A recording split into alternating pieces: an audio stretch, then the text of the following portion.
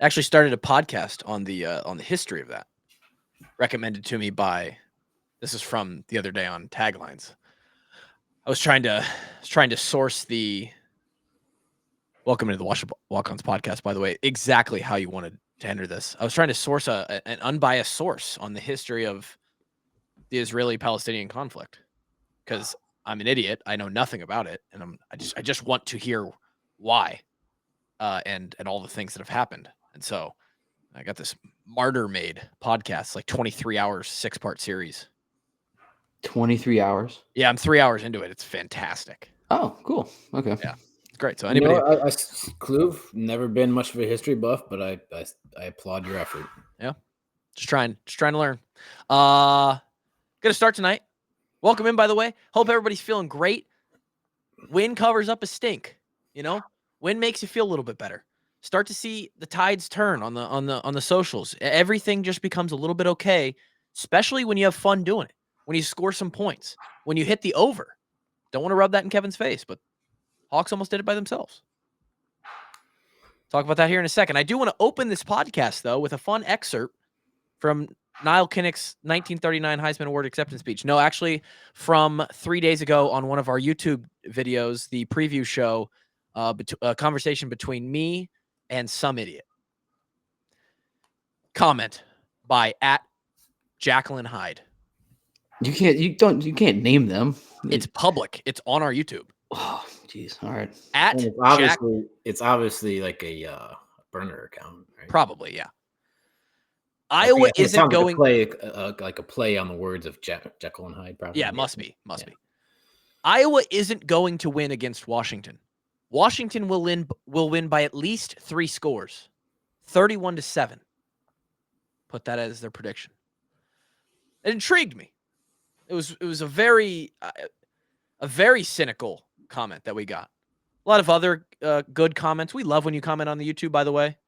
I'll do the whole Grant thing. Comment on the YouTubes right down below. Thank you. Subscribe. Hit the notification bell. So I respond, because sometimes when I have time, I'll jump in the comments. I'll have some fun conversation, some fun back and forth. So I said, you think that Iowa is going to get beat at home by Washington, basically as bad as they just got beat on the road to the best team in the country? Jacqueline Hyde responds, yeah, I do think that. I am being conservative on my prediction, as Washington is capable of laying a 50 burger on Iowa. Iowa doesn't match up well with Washington at all. I watch every game of future Iowa opponents. Stats and highlights don't really tell you much about an opponent. This game will come down to 3 things: turnovers, red zone scoring, and Iowa's pass game. Washington's QB is a smart game manager. He's pretty mobile and has the heart the size of a racehorse. Okay, so this guy has done medical examinations on Rodgers. Interesting. From what I saw, he isn't prone to making bad passes. I think he has 1 pick this season. On paper, Washington is fairly balanced, but they are a pass-first team. They use the pass to open the run, and it's usually a running back draw play up the gut from a wide shotgun formation. Iowa defense could contain Washington's offense, but they will not shut it down, especially if Iowa offense can't stay on the field. Washington has the horses, second horse reference, to put 7 men in the box to slow down Iowa's run game and force Cade to pass. I think we threw the ball 14 times. Iowa defense hasn't stopped a single red zone drive all season, most of those coming against the best team in the country, who did get beat, but nonetheless. Opponent's offense is 8 for 8 TDs against Iowa defense in the red zone. Iowa could surprise us all and have a heck of an offensive show, but it's a slim chance. Washington is on a roll, and it isn't stopping for Iowa. I said, I think you might be the only person in the country that thinks Washington could lay a 50 burger on Iowa. So I'm very anxious to come back to these thoughts on Saturday afternoon. We had this conversation on Thursday or Friday. I have not responded to him. We must have caught him or her, Jacqueline Hyde, on a bad week, because he does end up responding to that. I don't base my predictions on what everybody else thinks. I see what I see and I evaluate. Sometimes I'm wrong, but most of the time I'm right. I must have caught him on a bad week. Iowa would go on to score 40. pretty much absolutely shut down scoring-wise the Washington defense. 30-point lead in the fourth quarter before a garbage time touchdown. Iowa probably could have had more, and in heaven there is no beer. I just want to start the podcast with that fun little exchange from our YouTube channel to let you all know that there are dumbasses out there just like that. And you're sitting next to them in Kinnick. They might be your neighbors. You see them at the grocery store. Everybody thinks they know what's going to happen. Everybody thinks they know about these teams. But you know why they play the games, Kevin and Grant? You know why? So that you can get results like the Alabama-South Carolina game this past weekend, the Illinois-Purdue game this past weekend, the Ohio State. I thought, I think Ohio State could probably handle Oregon. No, sir. They play the games for a goddamn reason. And it's to make fun of people like Jekyll and Hyde. Yes. Right? This idiot thought he knew something. He thought he really did something with that 800-word response there on our YouTube channel. And there are so many people like that who are just convicted. They're like, man, I know college football,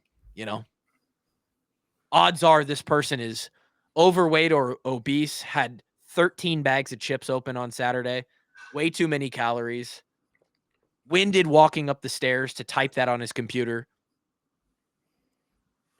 Well, we caught him on a bad week. He probably does get most right? He sees what he sees and he evaluates based off of that, My favorite comment was the heart of a racehorse. Mm-hmm. As if and that's like, this dude's like your nephew. I know fans always try to get a feel for the personality of the players they see on the field. You get a little bit of that through interviews, but that's the one thing. It's like, you really don't know these people at all. Like, our Logan Lee interview really, really sort of highlighted that.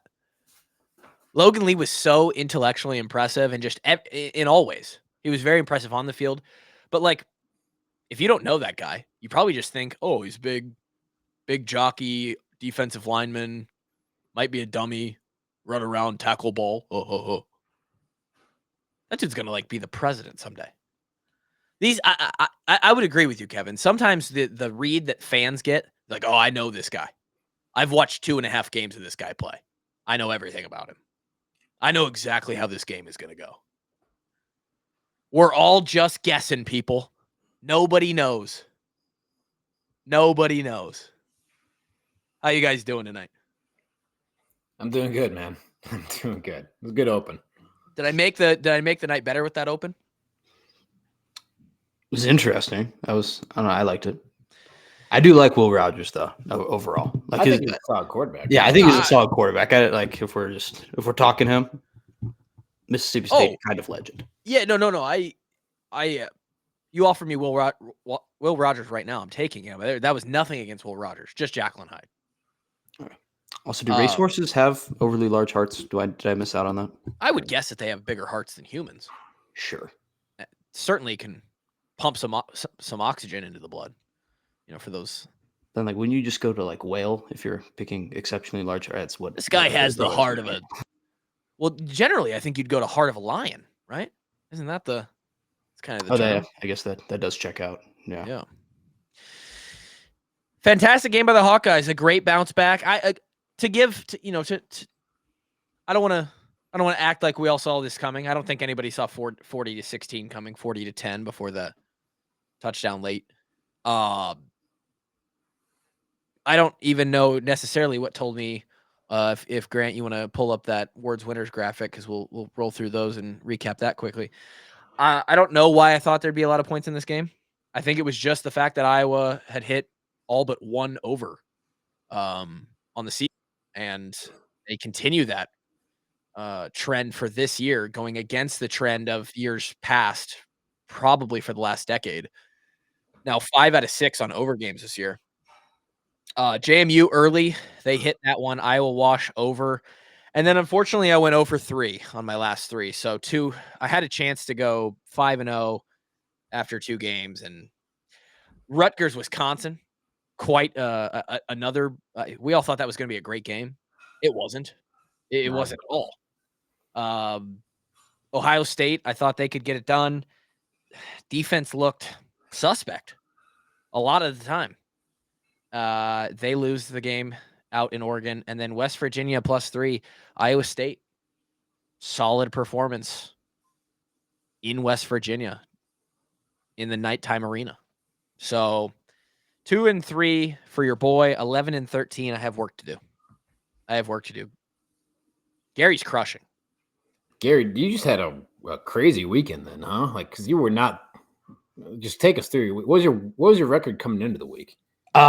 Shit, you know what? I had the graphic. I could find it, but we went 8-4 on the weekend, so we did pretty good. Starting out with, we went 5-0 on our first 5 picks, though, so we did really well. Western Kentucky uniform night, awesome. Got it done. Clemson is just destroying everyone. That might just be automatic for the rest of the week, but we got just a bunch of statement losses as well, like USC, statement loss. Cal, statement loss. Colorado at midnight. Statement loss. Hey, you and I called that one on taglines last week, Grant, and I put that one in the book. That one covered. I think we got that at +4, +4.5, wherever we were. Yeah, some of these I do feel bad because I think if you got the line I got, it covered, but I don't think I think UCLA won by 4 or Minnesota won by 4. So I don't know if depending on what the spread you got was with UCLA, it might not have worked. But I had 5.5, so it did. So a great week for the G-Bone. I mean, your record's up to 32-23 with 1 push on the year. I mean, that's winning betting right there, I think. I'm pretty sure. Yeah, I mean, it'll come back around for sure. But I'm not going to apologize for winning. Maybe it won't though.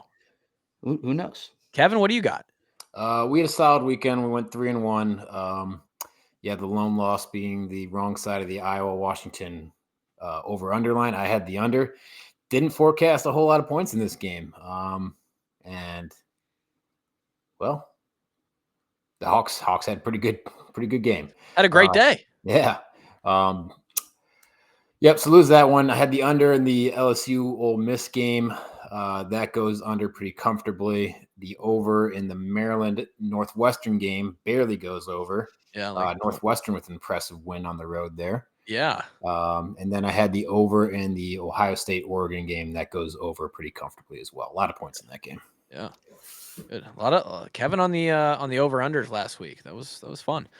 Kevin moves to 16-9-1. So, I'm not doing well, but if you're tailing the other two guys here, it'll come back around. We're going to work on this together. Right? Yeah, this is a syndicate. We can all win. Yeah. We can all win. Unless we pick against each other like I have against you two the last couple weeks on a few picks. Nonetheless, we both had West Virginia. I mean, we were putting heads together. Sure. Yeah. We'll continue to do better. We're going to give you our best picks every week. That's Awards Winners Recap. I got a question for Kevin. Yeah. Kevin, are you a secondary Ole Miss fan now? Yeah, you could probably say that. Yeah. Okay. Yeah. Is it how do you? I mean, crazy game. How you feeling? Is it? I mean, they are so freaking talented, but man, they're not very disciplined. So many penalties. They're a heavily penalized team, and it kind of hurt them in the end. Also had a hard time protecting Jackson Dart. He gave a lot of sacks, and they've got just one glaring weakness in their secondary. One guy was just getting picked on all day, I think he gave up 3 touchdown passes. So it's tough. Fair enough. That is tough. But no, and this LSU's quarterback's pretty solid, man. Nussmeier? Yeah. He had one NFL level throw. It was the touchdown to tie it and send it to overtime. That was crazy. I don't know. Were you watching? That was a NFL caliber throw. That was insane. Yeah. Crazy game. Kirk Ferentz, 200 wins in the Big Ten now. All 200 at Iowa. Did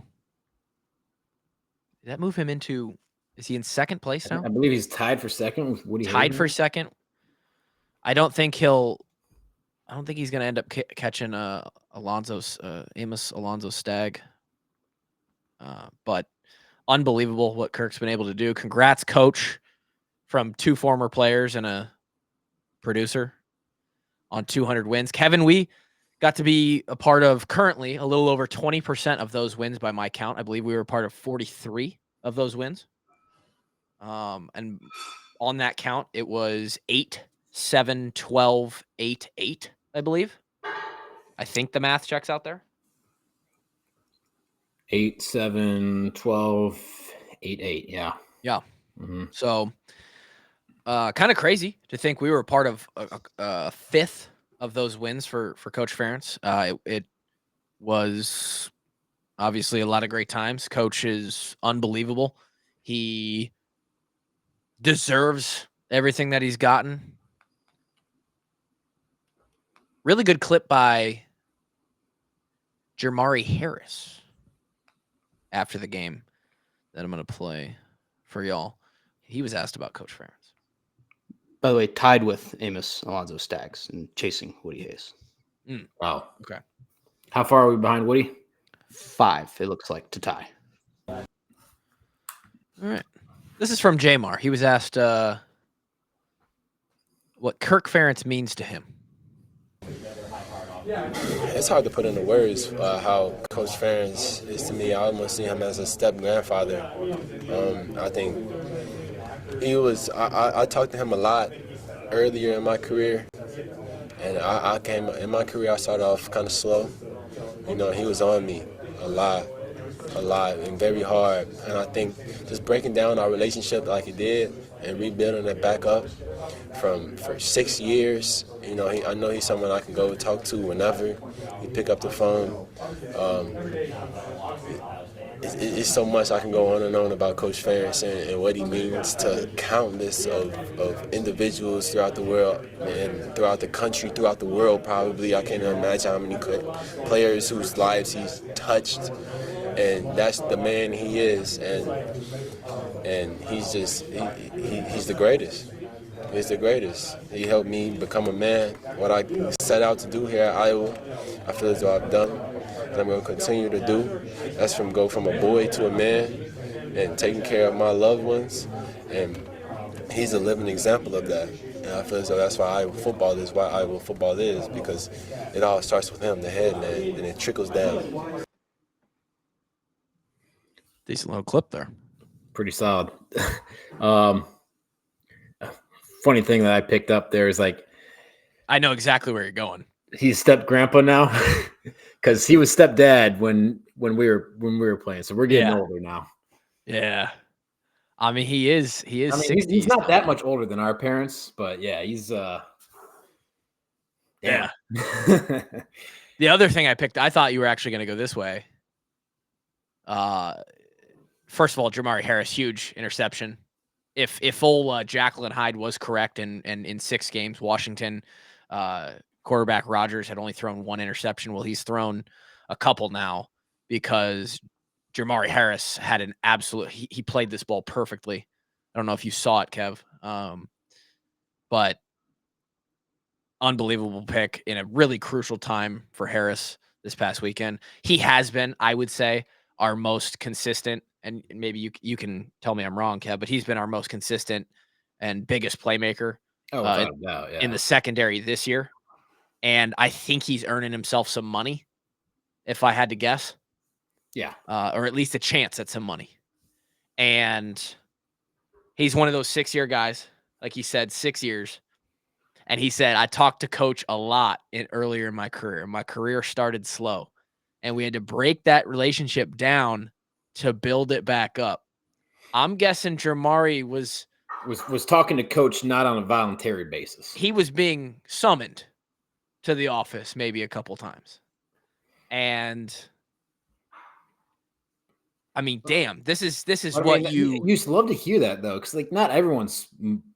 I mean, pretty much everyone is not mature to the point there which they need to be when they enter the building at 18, 100%. Fresh out of high school, right? But the fact that he worked on the things that Coach and him talked about to get him to where he's at today as a player and as a human being as well, shows incredible maturity, and just love to see that out of him. Not only that, but, and I hate to bring it up, but it's a comparison because I do think there's some bridges you can draw there. There's a lot of guys who get in that situation early on in their career, Kev, and we could name them off. to me to some extent. I mean, I wasn't being summoned to the office, but there was plenty of like, this guy's not doing a lot on the good side early on. And you don't get playing time.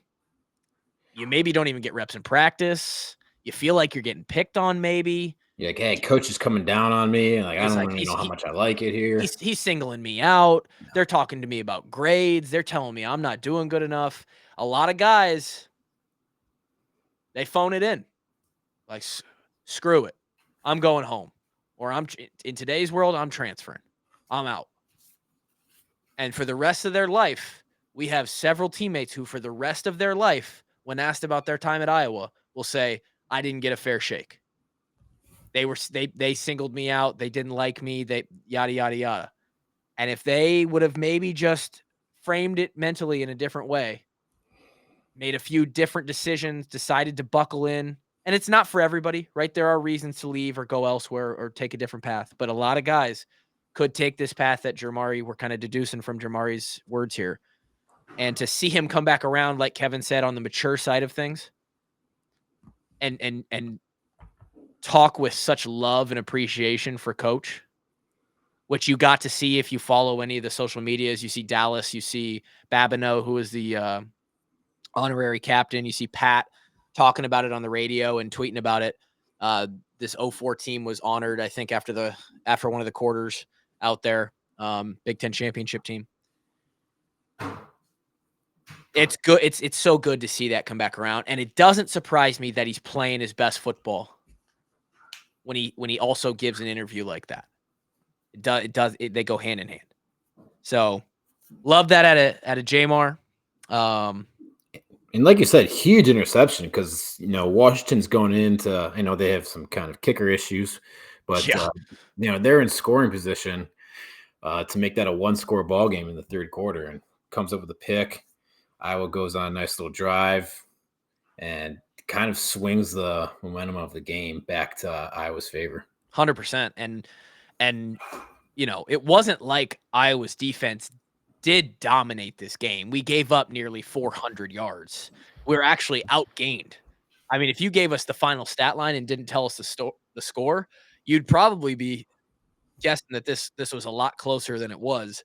The final stats there, let me grab that quick. 393 yards for Washington to a 328 total for Iowa.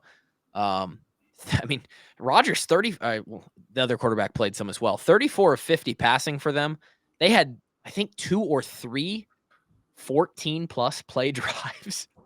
But it's that bend don't break that really showed through in this one, and it's good to see because it didn't versus Ohio State. It's hard to versus a team like that, and it has in other parts of this season. But to really see it come together, I would say this leads me to probably the conclusion that this is 3 phases, 4 quarters, clearly the best game Iowa has put out this year. Yeah, as a whole, for sure. Obviously there's things the defense would like to do better, but I don't think they give up any big plays, which is huge. And like you said, bend don't break. Playing within the defense, Washington took what we gave them for the most part. There's some missed tackle issues that we could probably clean up. But that was a pretty solid offense and when it came time, like down in the red area, you got a huge block out of YA, came up with a turnover a couple times. It's really hard to go 3 to 5 yards at a play at a time all the way down the field. And the beauty of Iowa's defense is that you have to do that pretty much every play because you get one play off, you're off schedule, you're behind the sticks, you're now in trouble. Yeah, now we're cooking. Mm-hmm. And obviously Iowa's offense was huge for this too. Because like we said, Washington was moving the ball.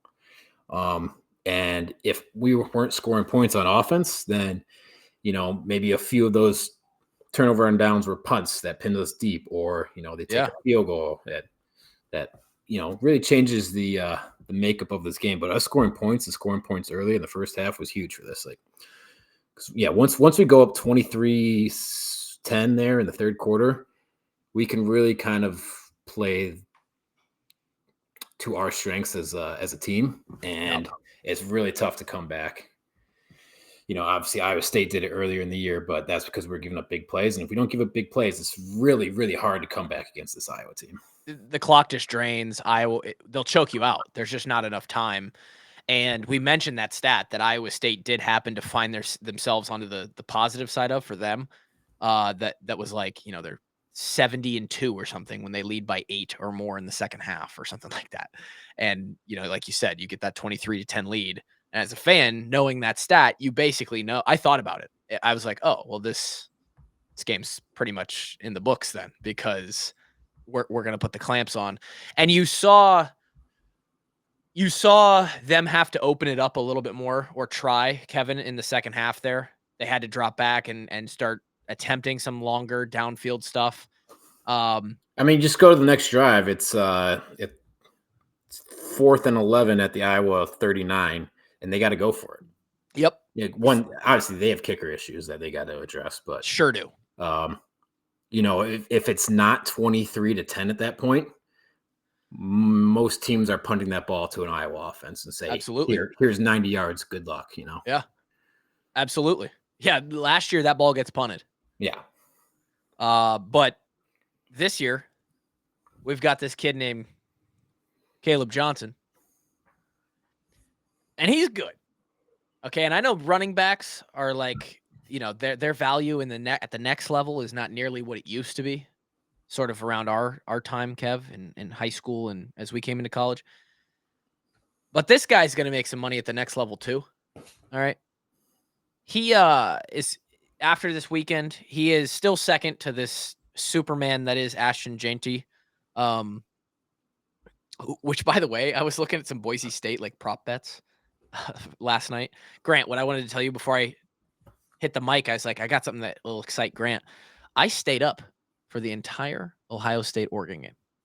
Oh, wow. Congratulations. You watched you stayed up for the top 5 matchup. Up till 9:15? No. Almost 10 o'clock. Was it really almost 10? Oh, yeah. And I was pissed about it, but I did it. And it was semi worth it. It was worth. Oh, come on. It was a great football game. Well, the ending was a little bit Don't act like you were mad about it. What? I'm not mad about it, but I would have liked to see as the time ran out, an attempt from Ohio State and not. Well, they easily could have had it. Just don't get a penalty, or don't be smart and go down right away, or take off right away, or throw the ball right away, or any of those things. Anyway, I was up late. I was looking, and I saw Grant tweet 1 hour till Ashton Jeanty takes on Hawaii or something. Yeah, I thought you were about to say I stayed up and watched all of Hawaii versus Boise State. And then I would have been you might have gotten a standing ovation. No, not a chance. None of us are on that G-Bone sleep schedule. No, not even close. It was an early Hawaii. I think it started at before midnight, which is crazy. Jesus Christ. Anyway, I'm looking at Boise State prop bets, and of course this Jeanty guy's been going off.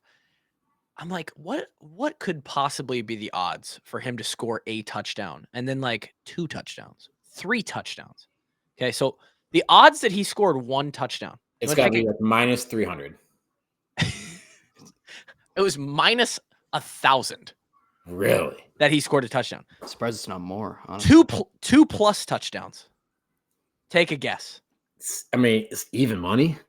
I'd go minus 400. Minus 400. That's insane. 3 plus touchdowns was minus 120. That's actually insane. He only scored 1 this weekend, and they won by the exact spread. Otherwise, I would have had a nice little 2-team parlay between them and Colorado to cover.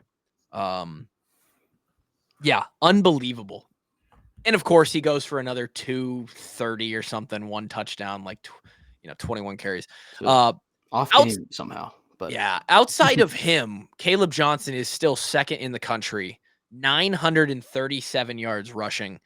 Actually caught a touchdown yesterday as well. Nice little play out in the flat. Tim Lester cooking, or Kirk Ferentz, depending on who you think calls the plays. But I'll leave that one to you. The audience, Caleb Johnson is special. And when's he is,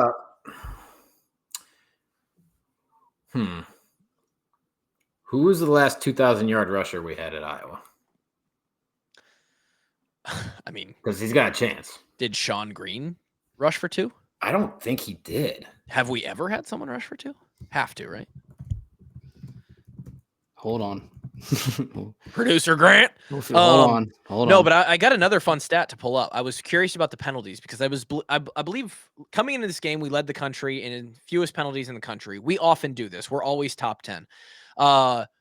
We still lead the country after this week. You want to take a guess at who's second?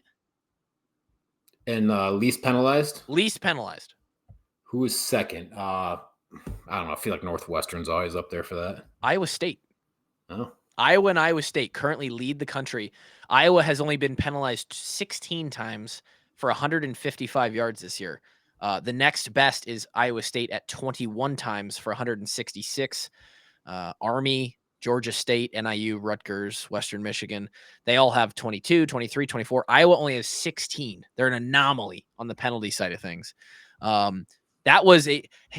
We had 5 penalties in the first half of football. We've had 11 penalties in 11 halves. That's pretty good. So I got it right here. Sean Green had 1,850 yards. Ooh. His Doak Walker year. Yep. And that is also the single season rushing record at Iowa. So we have not had a 2K. We've not had 2K, and this Caleb Johnson is on pace to set the single season all-time record. And playing in a bowl game, so what is 937 divided by 6? It's about 155. That would do it. That would do it. With a bowl game, that would do it. That would put him at 2K. You know what's even crazier is you only need 25.51 to get into the top 10 all time. That's Tyler Goodson at number 10.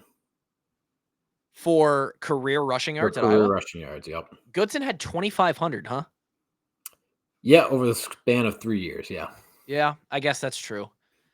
That 2019 year probably had the majority of them. Wow. 2,500 to get into the top 10. I agree with you. That is sort of surprising. It doesn't seem – I sit here with a microphone in front of my face and having not gained a single rushing yard for the University of Iowa, saying that 2,500 in a career seems not super hard to do if you become the starter, but clearly it is. You got a few receiving yards on you, though. I do have 18 of those, 18 receiving yards, 100% completion percentage. So fun stat there with the Iowa State penalty thing, which probably is a reason why they're 6-0 for the first time since like 1938. And I feel like, Kev, they're actually having a little bit of a year that could mimic our undefeated year. And let's pump the brakes a little bit. They've got a long ways to go. But if they are somehow able to pull it off, they are potentially setting themselves up for a similar postseason to us, where if they get matched up against like a Georgia or a Oregon or a Ohio State, like it could very easily go in the wrong direction, and 12-0 Iowa State could just get absolute. Well, I guess they would probably have a 13-0 Big 12 championship. I don't know. So they get an automatic bye, don't they? If Big 12 champion gets automatic bye, not necessarily. If they were 13-0, they absolutely would. Yes. 100%. But Grant and I went through a scenario on taglines where if they lose a couple games, but BYU also loses a couple games, or Kansas State, whoever they meet in the Big 12 champion, 10-3 Big 12 champion could be a lower rated team than like a 12-1 Boise State, like undefeated Army. Or undefeated Army. And so they would technically get the group of 5 would get the bye. Huh. Yeah, it's the highest seeded 4 conference champions that get those spots. So if Ginty keeps running for 900 yards a game, Iowa State could find themselves as a Big 12 champion, but as like, I guess they would be the 5 seed, and then they would play the last team in or whatever in the Yeah. I mean, wouldn't actually be the worst thing. No. But that's a long ways away, 6 games away. And other fun rushing stat. Caleb Johnson currently has 12 rushing touchdowns on the year. sure. The single season Iowa record is 20 by Sean Green. That very That's definitely in danger. Because the theoretically, Iowa State and Ohio State are probably the best defenses on our schedule this year. So we've played 2 of the 6 best defenses already. Like, is anybody left on the schedule?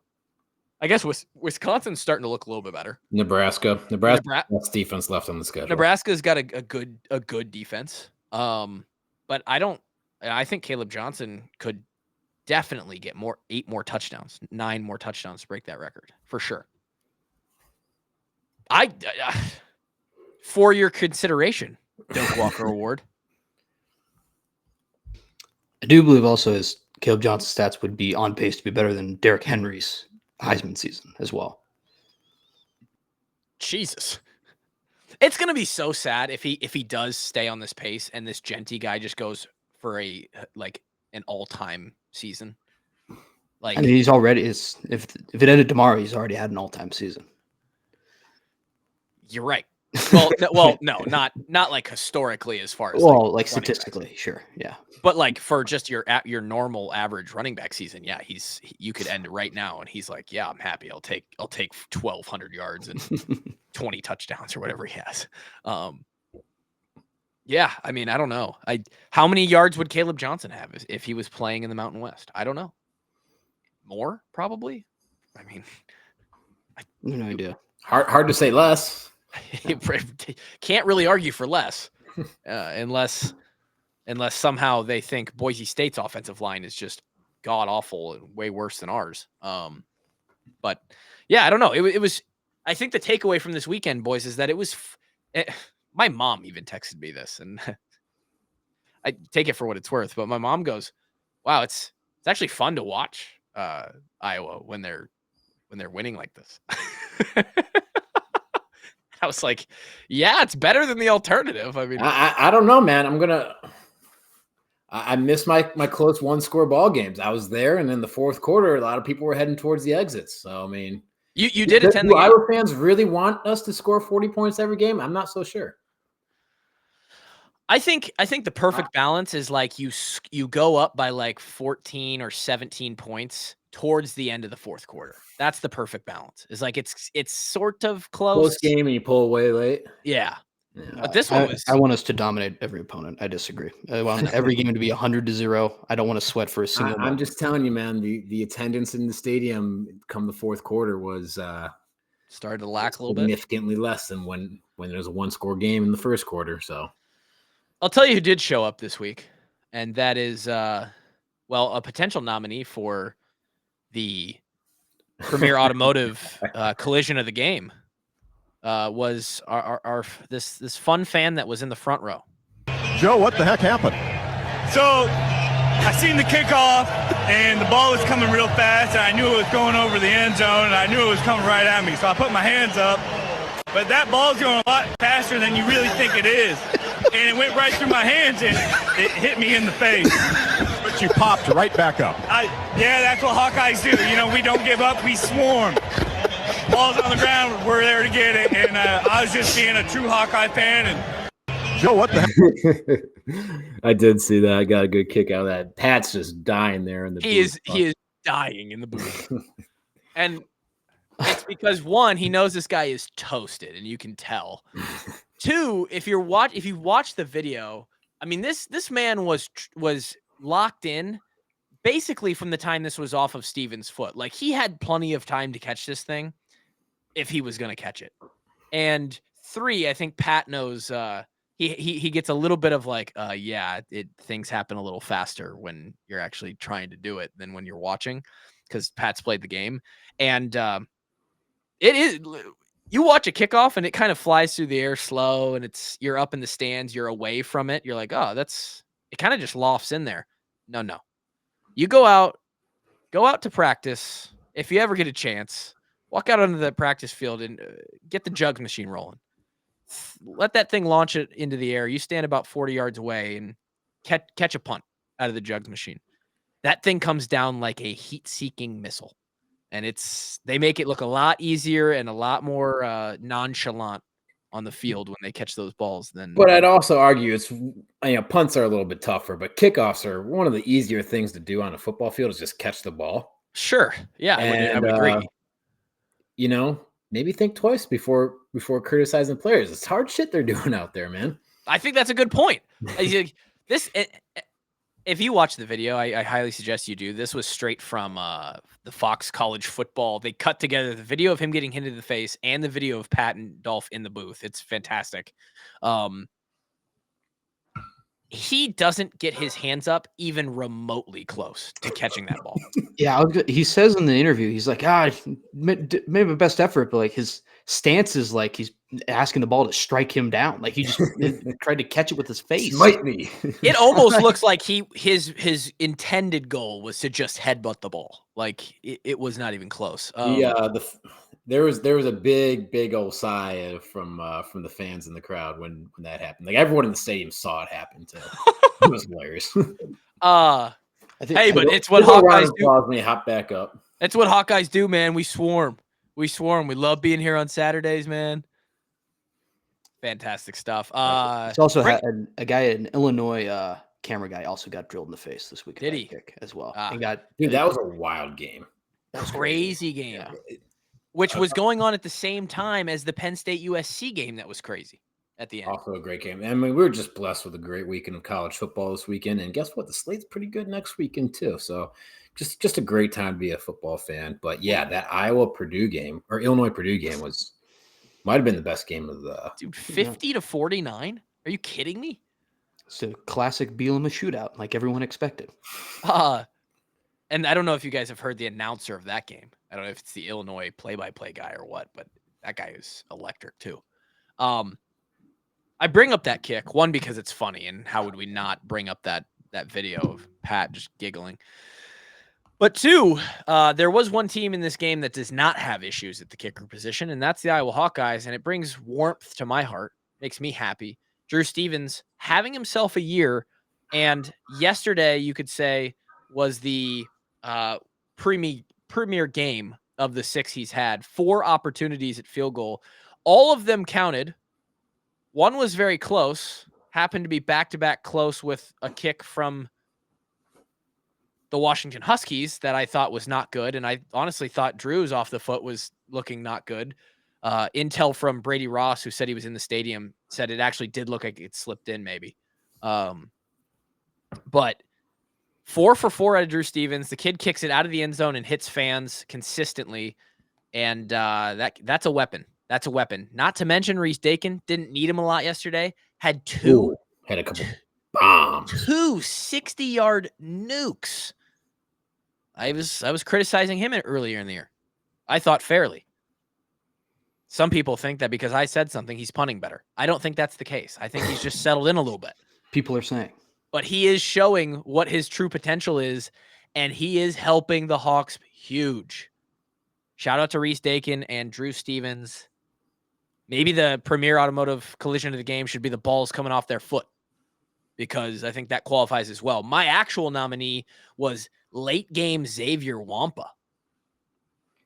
He was throwing some nasty hits out there. He was getting aggressive. I mean, he had some pressures now. Aaron Graves, by the way, had a couple big hits. We had some great stuff going on. Kev, D-line got pressure like they have not yet this season. Yeah, a couple forced fumbles, and you just love to see it, man. Just makes it a lot easier to play defense like that. God, it helps a lot, doesn't it? Holy smokes. When we can pressure the quarterback and make him move, like, oh my God, that helps so much. Herkett getting in there. Llewellyn, I think, had a big play. Dog. Graves had 2 big plays. YA is a absolute steel beam in the middle of our defense. I mean, we are dogs. Dog. Grant Allen, dog. Yeah. Twitter, dog. They're more dogs than me. We got maybe. Good stuff out of the defense yesterday. Giving up 400 yards, I would say I was about as excited as you could be. still giving up 400 yards. Like I was very happy with the defense. Yeah, I mean, as long as we're not giving it big plays, like we can We'll win take any football game out there. And blocking field goals helps too. Like that's another 3 cool. points. It's like another that. 3 points that doesn't show up because because frankly, I don't think they even know what's going on their side of things. Anything else to highlight in this game? Cade McNamara throws his first touchdown pass to a Power 4 against a Power 4 team since he played us in the 21 Big Ten championship game. That's noteworthy. It happened to be to Caleb Johnson. But then we also threw one to So he got 2. what's the young kid's name that caught the one late? I want to say last name Howard. Maybe. Is it Yeah, Dayton Howard. Dayton Howard. Okay. They like this kid, I think. They like this kid. I think he had a couple catch or two last week. He catches I think he catches this one. I know it's his first touchdown, I think first catch. Spikes the ball, and God forbid we spike the ball, right? There's children watching. How could he? How dare he? That despicable behavior. The thing that every single kid on the playground does growing up when you're playing football at recess. What's the two best celebrations? You either spin it or you spike it. How is that a 15-yard penalty? I'm so confused. And not to mention, going back to our penalties, we have the least in the country by a large margin. That's one of them. One of them we took on purpose, like right at half earlier in the year. A third one was earlier in this game where I think we got called for like unsportsmanlike conduct because we were blocking after the whistle. Oh, no, yeah. That one probably. He did shove him into a locker. Yeah, that one's probably valid. He's blocking like 8 yards out of bounds. Okay, well, he deserved it. I mean, I don't. We're just trying to finish blocks around here. I loved it. I mean, he took that guy for a ride, but yeah, it was probably a valid penalty. How is spiking a ball a penalty? They would have Gronk arrested if they could. Oh yeah, he would be. Yeah, he'd be. I don't know. Like that, did he do it like in the opponent's face or anything? No, it was just out of excitement. No malintent. No nothing. You know, the other thing that I was listening to the reaction podcast by Andrew Downs and Chris Hassel that they brought up that I thought was a really good point that I've thought about before, but I just haven't brought it up. Is like, how do we not on the field goals have better technology? Why are we still letting two old guys look straight up in the air and decide if it's good? How do we not use lasers? Tennis has immediate. They got Hawkeye. Yeah, they get feedback. Down to the millimeter. If you watched any Olympic volleyball this past summer, they have a camera system that is immediate. They know if the ball's in or out. How do we not have that in the field goals? And how do we not have that on the end zone? Like in the end zone pylon cams. We have billions of dollars in this sport. Well, to be fair, also when there's a potential first down, they bring out a chain and a stick. Why are we doing that? So. Just because that's what we've done? That's the worst. We're just letting fat guys measure the ball and hope that they got it right. I get it. Like we got to modernize the game a little bit. Now, maybe it's just the NFL, but I thought like there's usually a camera angle like right underneath the goalpost, right? And we didn't have that on Saturday. I just don't know how we don't have something better than two guys guessing because when it goes over the post, that's a hard call to make. Like, I don't know. Seems absolutely asinine to me, but who knows? Any other thoughts on this game, Kev? Takeaways. We talked about how this game felt like, hey, if we can get this one, we should feel pretty good about our opponents the rest of the year, these next 6 opponents. Now, I immediately saw the sentiment of, oh, Iowa smoked Washington. Maybe Washington wasn't that good, and actually like Nebraska or Wisconsin is the real test left on Iowa's schedule. There's always the shifting of well, no pun intended, the field goal post. But like, I don't know. I still felt pretty good about Saturday's win, and I still feel like I have the feeling going into this week that in the second half of this season, Iowa's shown improvement in all 3 phases of the game. They've shown a lot more chemistry. They've shown development. in a lot of their schemes offensively. They've stopped allowing the big plays you talked about, Kev. They're doing a lot of things where when KF says, hey, we have to get better every single day, every single week, we will be a better team at the end than we are at the beginning. The best teams get better throughout the season. I feel good going into for now, every game the rest of this year. Yeah. I think the previous podcast we said Washington was like one of the two best teams. Like them and Nebraska are probably the two best teams left on the schedule. I think that's still the case. Maybe you can make the case for Wisconsin. Wisconsin's getting a lot better throughout the season as well. For sure.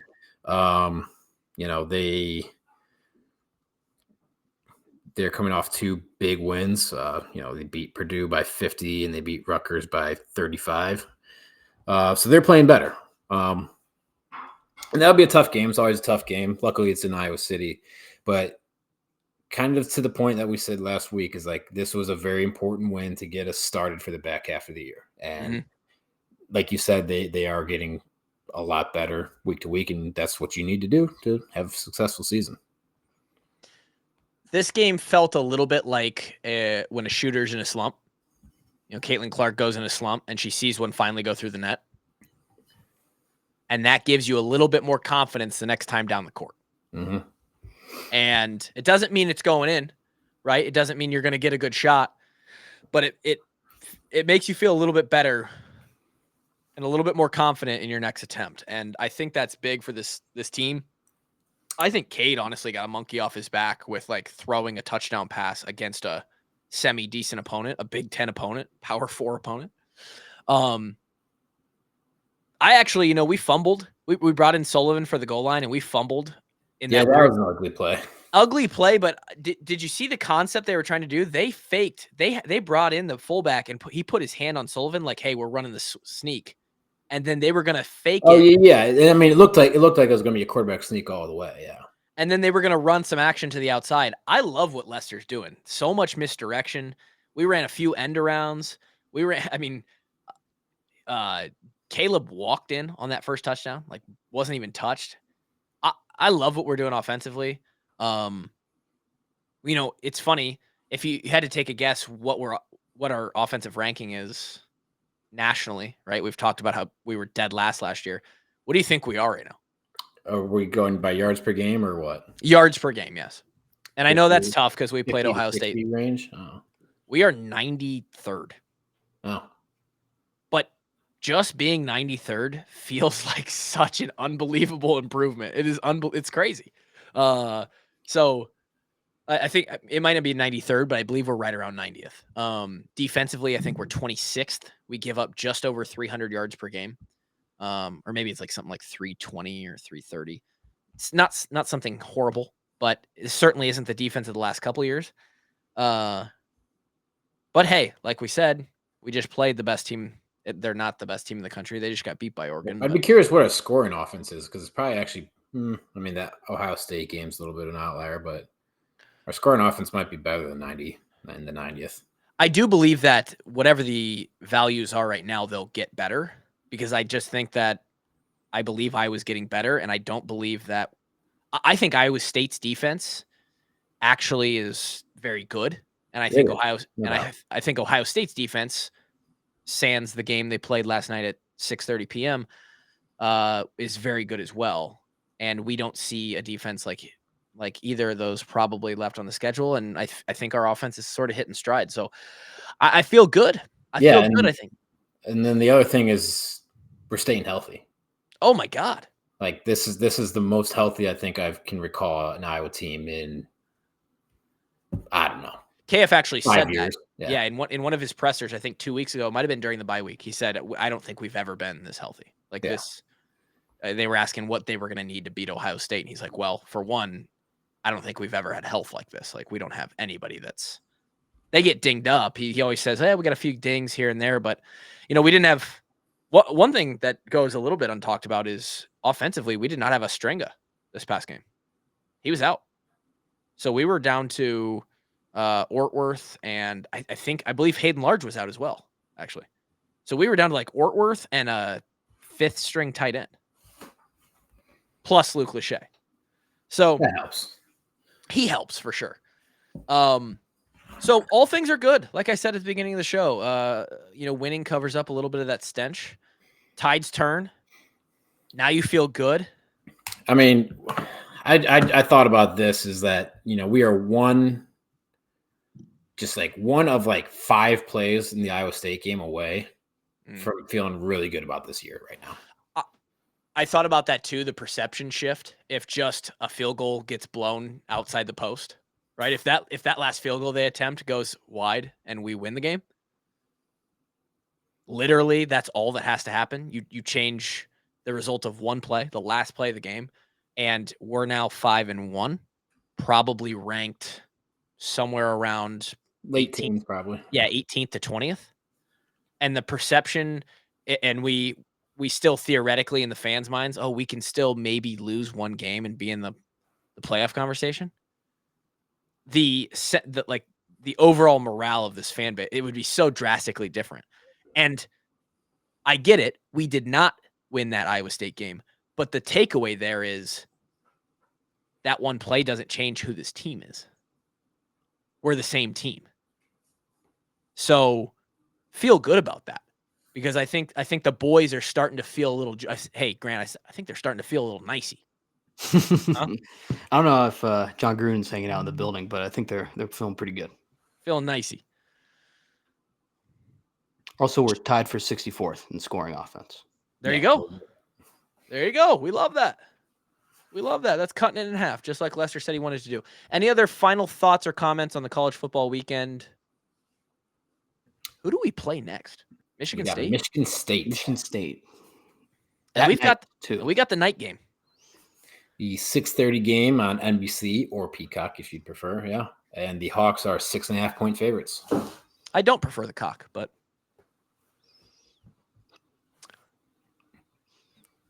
I think Peacock does a great broadcast. I was just waiting for one of you to say something.